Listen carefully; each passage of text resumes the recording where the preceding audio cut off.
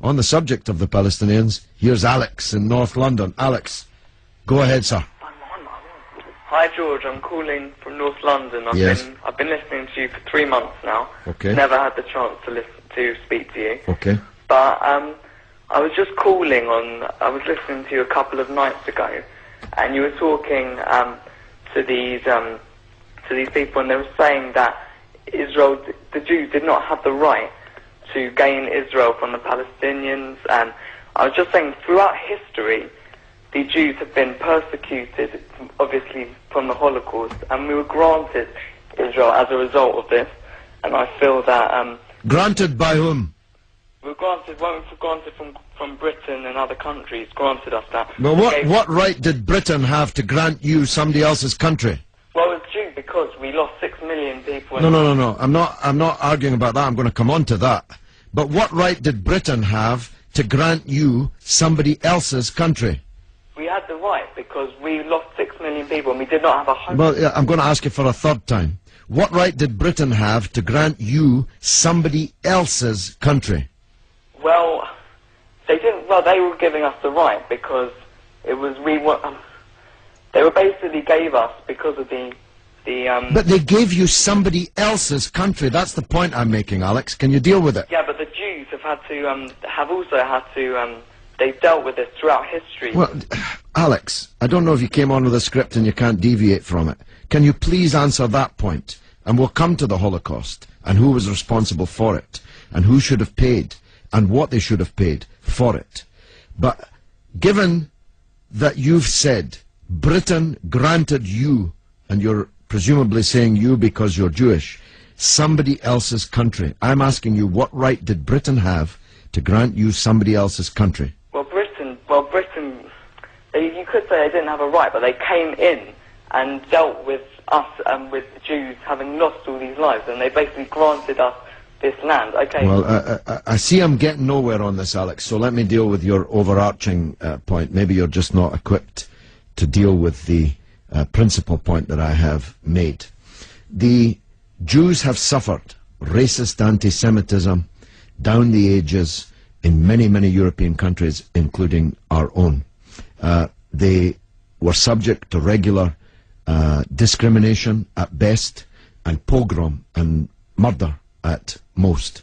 That's undoubtedly true.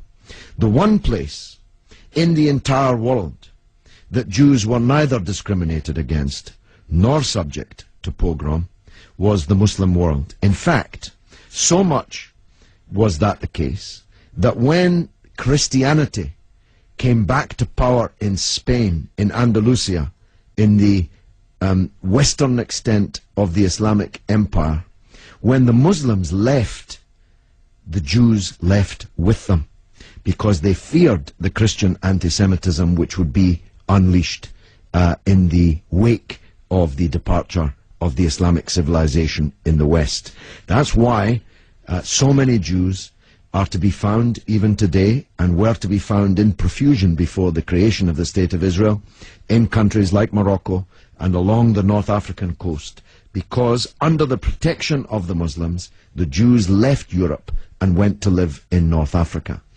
The Palestine that was wiped off the map when Britain granted you somebody else's country had Jews living side by side with Christians and Muslims for century upon century without the slightest trace of discrimination or violence or pogrom. So, what's happened is that Christian anti-Semitism in Europe, which massacred 6 million Jews in the greatest crime in human history, was paid for not by the Christian countries of Europe that either practiced or turned a blind eye to that anti-Semitism, but was paid by the very people who were completely innocent of that Holocaust, who had never persecuted the Jews, who had never pogromed the Jews.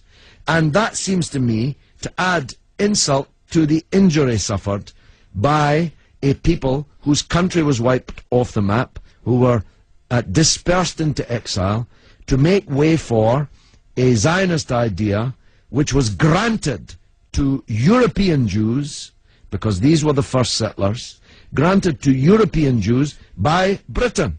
And as you have singularly failed, 4 times I asked you, to acknowledge that Britain had no right to give away somebody else's country, one country giving to a second people, the land that actually belonged to a third people, it seems to me an all-round injustice, don't you think, Alex? Yeah, I agree that they didn't so much have the right, but they were stepping in after the Holocaust to grant it to the Jews. But it was It was long before the Holocaust that Britain stepped in.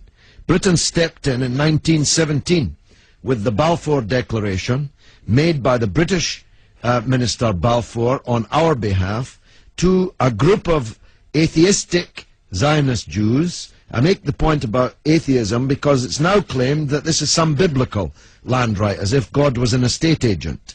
The men to whom Israel was promised were atheistic Jews. They were not only not speaking for all Jews, they represented at that time in 1917 a tiny proportion of the world's Jews. Most of the world's Jews supported communist or socialist parties and ideas at that time.